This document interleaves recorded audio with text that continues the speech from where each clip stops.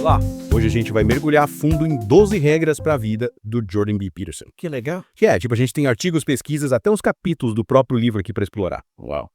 Que material incrível. A ideia é a gente tirar a nata, sabe? As ideias mais importantes, aquelas que podem realmente ajudar a gente a viver melhor. Adoro essa proposta, transformar conhecimento em algo prático. Isso aí. E prepare-se, porque essa viagem vai misturar psicologia, mitologia e até a vida das lagostas, acredite. Lagosta, parece inusitado. O Peterson usa esses exemplos, digamos, diferentes para a gente pensar sobre a natureza humana e hierarquia social e como isso tudo impacta nossas vidas. Nossa, já fiquei curiosa. E como as lagostas entram nessa história? O que ele quis dizer com essa comparação entre a hierarquia delas e a dos humanos? Boa pergunta. Ele usa lagostas para ilustrar como essa hierarquia social mexe com a gente, até com a química do nosso cérebro. Imagina um tanque cheio de lagostas. As dominantes, elas ficam no topo, né? Tem mais acesso à comida, às fêmeas. Faz sentido. É a lei da natureza, né? E essa posição de poder, acredite se quiser, aumenta o nível de serotonina. A serotonina, aquele neurotransmissor ligado à felicidade, à confiança. Essa mesma. Interessante. Então, meio que como as lagostas, a gente também tem um termômetro interno que fica avaliando o nosso estado social e liberando substâncias que mexem com o nosso humor, nosso comportamento. Exatamente. E o Peterson vai além. Ele conecta essa ideia com a postura física. A lagosta dominante, ela se expande, ocupa mais espaço, e nos humanos, uma postura ereta também sinaliza confiança, né? E pode influenciar como os outros nos veem e nos tratam. Nossa, que interessante. Então, entender a dinâmica das lagostas nos ajuda a perceber como nossa posição social, até a nossa postura, podem impactar nossa química cerebral e nosso bem-estar. Totalmente. É como se a gente pudesse aprender com o reino animal, né? Incrível como tudo se conecta.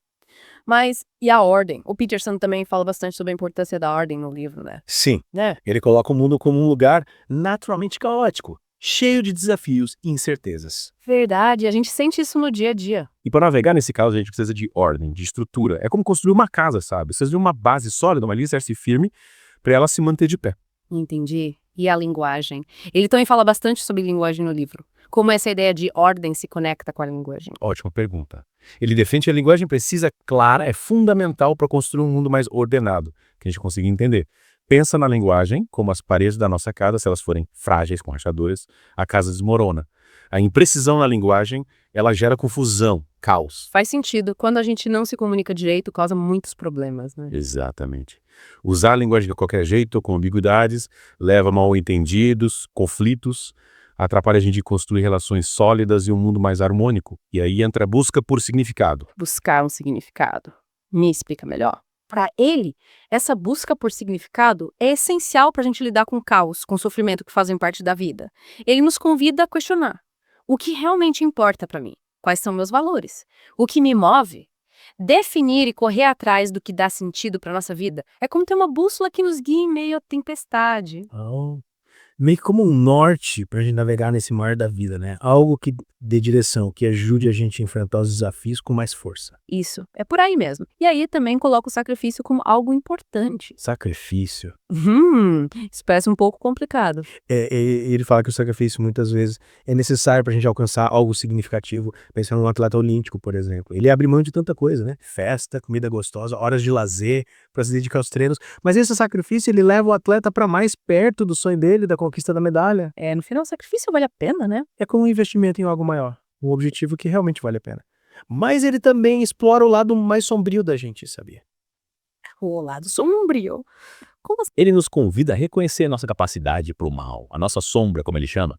E ignorar isso é perigoso porque a gente fica mais vulnerável a cair nas armadilhas dela. É como ter um monstro adormecido dentro da gente. Se não reconhecermos, ele pode nos controlar. Nossa, que forte. Então a gente precisa se conhecer bem para lidar com essa sombra, né? Para ela não dominar nossas ações. Exatamente, porque nós vamos ter coragem de olhar para dentro, reconhecer nossos defeitos, falhas, impulsos negativos. Só assim a gente controla e evita que eles nos levem a agir de forma destrutiva. É como se a gente tivesse que domesticar esse monstro interior, né? Aprender a conviver com ele sem que ele nos controle. Perfeito. É bem por aí. Mas, mudando um pouco de assunto, Ele também tem um capítulo inteiro dedicado à criação de filhos. A criação de filhos. Interessante. E o que ele fala sobre isso? Ele defende a importância de limites, disciplina na educação. Ele diz que os pais devem ser como representantes do mundo real, sabe? Preparando os filhos para os desafios da vida adulta. Sei. É tipo, mostrar a realidade como ela é, né? Sem disfarçar. É isso, imagina os pais como jardineiros. Eles precisam podar os galhos da árvore para ela crescer forte e saudável. Entendi. Educar com amor, mas com firmeza, né? Yeah. Para as crianças aprenderem a lidar com os desafios do mundo. Exatamente. E falando em desafios, ele também aborda as relações entre homens e mulheres na sociedade moderna, que são bem complexas. Nossa, esse é um tema bem atual e importante, né?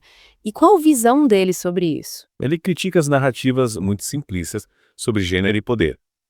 Ele nos convida a questionar as generalizações e buscar uma compreensão mais profunda das diferenças e desafios que homens e mulheres enfrentam hoje em dia.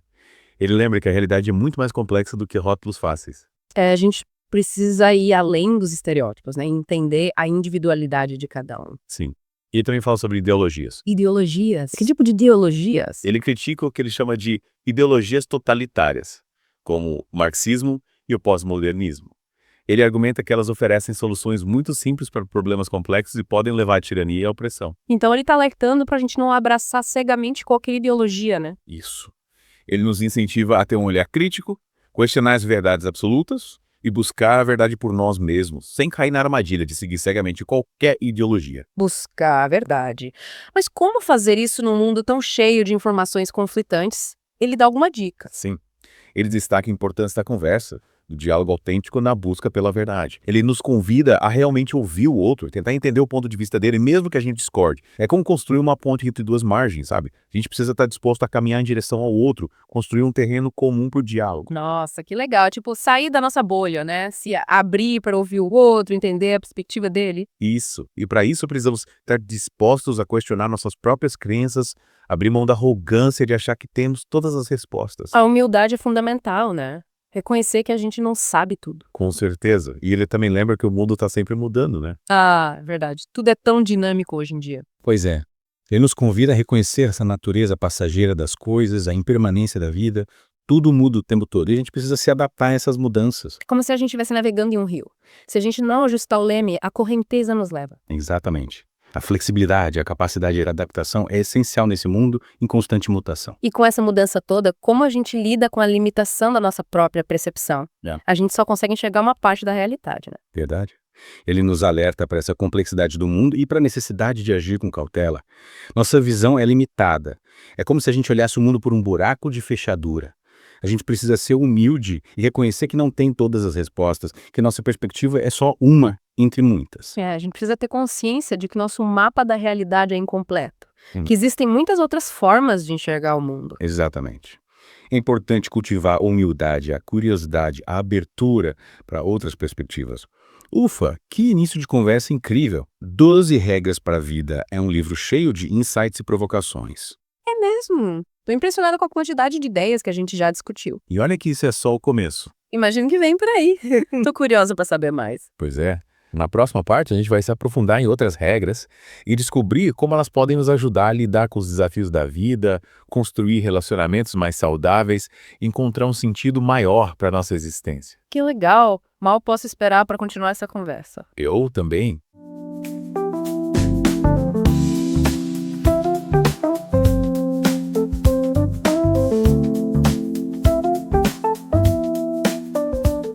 Prepare-se para mais insights e reflexões que podem te ajudar a viver de forma mais plena e autêntica. E por falar em viver de forma mais plena e autêntica, o Peterson, ele coloca uma regra que é tratar a si mesmo como alguém que você é responsável por ajudar. É tipo, a gente precisa ser nosso próprio melhor amigo.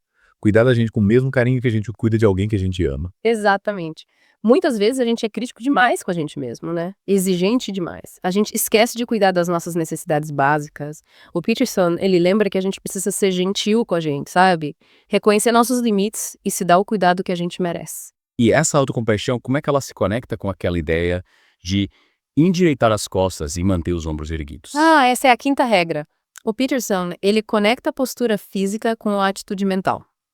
Quando a gente mantém uma postura ereta, a gente passa confiança, né? Mas também a gente se coloca numa posição de prontidão para enfrentar os desafios. É como se a gente estivesse preparando para uma batalha, né? Isso, tanto física quanto mentalmente. Entendi. Então a postura física influencia a nossa atitude mental.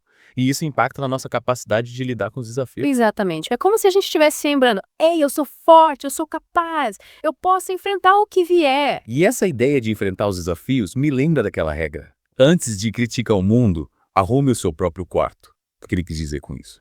Ele tá convidando a gente a assumir a responsabilidade pela nossa própria vida antes da gente querer mudar o mundo. Começa pelas pequenas coisas, sabe? Tipo, arrumar o quarto, organizar a mesa de trabalho. Faz sentido? Tipo, colocar ordem na nossa vida antes de querer arrumar a vida dos outros. Isso. E essa ordem externa, ela acaba se refletindo numa ordem interna também, uma mente mais clara, mais focada. Então, tipo, a mudança começa em mim, nas minhas atitudes, no meu ambiente. É por aí. É a partir da nossa esfera de influência, do nosso mundinho, que a gente pode começar a mudar as coisas. E essa mudança, às vezes, exige sacrifícios. E aqui entra a próxima regra, né? Busque o que é significativo, não o que é conveniente. Ele tá falando da gente correr atrás de uma vida com propósito, mesmo que isso seja difícil. Sim, a gente precisa questionar nossos valores, definir o que realmente importa pra gente correr atrás, mesmo que isso signifique abrir mão de alguns prazeres imediatos. É tipo escolher entre comer um doce agora ou uma refeição nutritiva depois. É uma boa analogia. O doce é mais gostoso agora, mas a refeição nutritiva vai te fazer bem lá na frente. Buscar um significado, um propósito maior, é o que realmente importa no final, né? Sem dúvida. E essa busca se conecta com a 8ª regra. Diga a verdade ou pelo menos não minta. A verdade acima de tudo, é isso? Ah. É. Peterson, ele coloca a verdade como algo fundamental para uma vida autêntica, sabe? E para ter relacionamentos saudáveis, mentir, mesmo em coisas pequenas, destrói a confiança e afasta a gente do nosso verdadeiro eu. É que eu construí um castelo de areia, né? A primeira onda leva tudo embora. A honestidade e a integridade são a base para ter uma vida com significado. Isso aí. Relacionamentos sólidos e um mundo mais justo também dependem disso.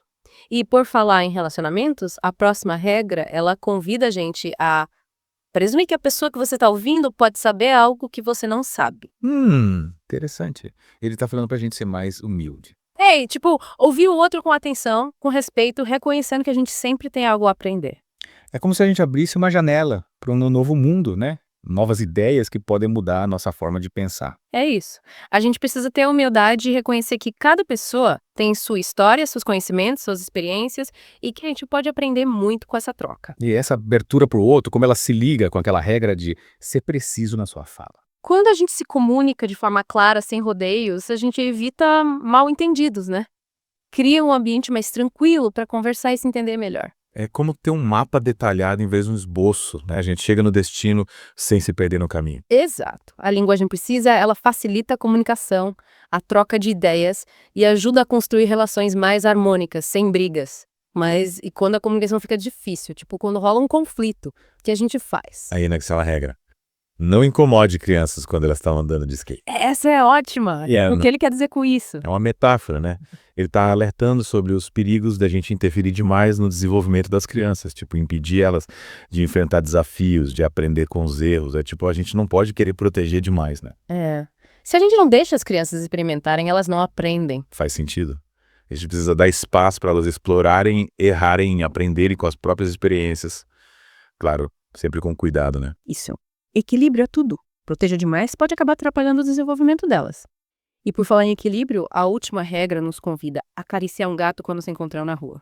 Essa é inusitada. O que será que ele quis dizer com isso? Ele tá convidando a gente a prestar atenção nas pequenas coisas da vida, sabe? Tipo, a beleza, a alegria que tá presente nos momentos mais simples. É como se ele dissesse, a vida não é só trabalho e responsabilidade, né? Aproveita as coisas boas. É isso, a gente precisa ter tempo pra relaxar, pra contemplar, pra se conectar com a beleza que tá em tudo. É como encontrar o equilíbrio entre a seriedade da vida adulta e a leveza da alma. Exatamente.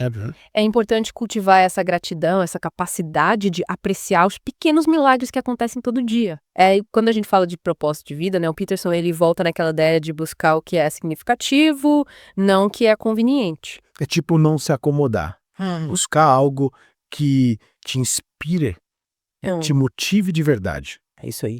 Não se contentar com uma vida mais ou menos, sabe? Buscar algo que te faça vibrar, que te dê aquela sensação de que você está contribuindo para algo maior. É como se a gente tivesse uma bússola interna que apontasse para algo que realmente valesse a pena, que fizesse a gente se sentir mais vivo. Exatamente. A gente precisa ter essa chama acesa, essa vontade de ir além. Mas e aí como a gente encontra essa bússola? Como descobrir o que realmente nos move? O Peterson, ele sugere a gente ter conversas honestas com a gente mesmo, sabe? Questionar nossos valores, nossos talentos e paixões. É olhar para dentro e se perguntar o que eu realmente quero. É isso. A gente precisa entender que a vida não é só correr atrás de sucesso material ou reconhecimento dos outros. Que é algo mais, né? Sim, a verdadeira realização, ela vem de dentro quando a gente encontra um propósito que nos conecta com algo maior. É como se a gente mergulhasse no nosso interior para encontrar a nossa fonte de inspiração. É bem por aí. É descobrir o que te move, o que te faz ser uma pessoa melhor. E nessa busca por significado, a gente acaba esbarrando na questão da espiritualidade, né? Sim. O Peterson, ele fala da importância da fé da crença em algo que vai além da nossa razão. É tipo um apoio para quando as coisas ficam difíceis. E só a fé, ela nos dá força e esperança pra gente continuar em frente mesmo quando a vida dá uma rasteira. É como se ela abrisse uma porta para um mundo além do que a gente consegue ver, um mundo de possibilidades. Exatamente. É. E essa fé, ela não precisa estar ligada a uma religião específica. É uma crença que te move, te impulsiona. Isso. É ter fé na vida, no amor, no futuro.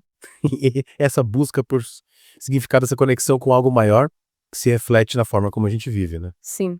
O Pearson, ele nos incentiva a viver uma vida baseada em virtudes, sabe? Cultivar qualidades como honestidade, a coragem, a compaixão. Vai ser uma pessoa melhor, basicamente. É isso. Ele fala que a verdadeira força não está em dominar os outros, mas em dominar a si mesmo. É vencer os nossos próprios desafios, né? Exatamente. É buscar o bem, fazer a diferença no mundo. E como ele disse, é já a mudança que quer ver no mundo.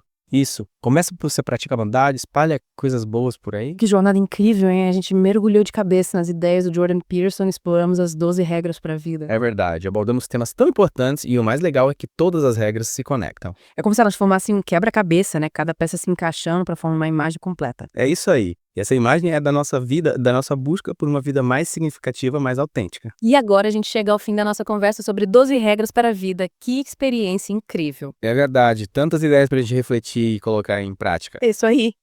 A gente espera que esse mergulho nas ideias do Jordan Peterson tenha te inspirado de alguma forma.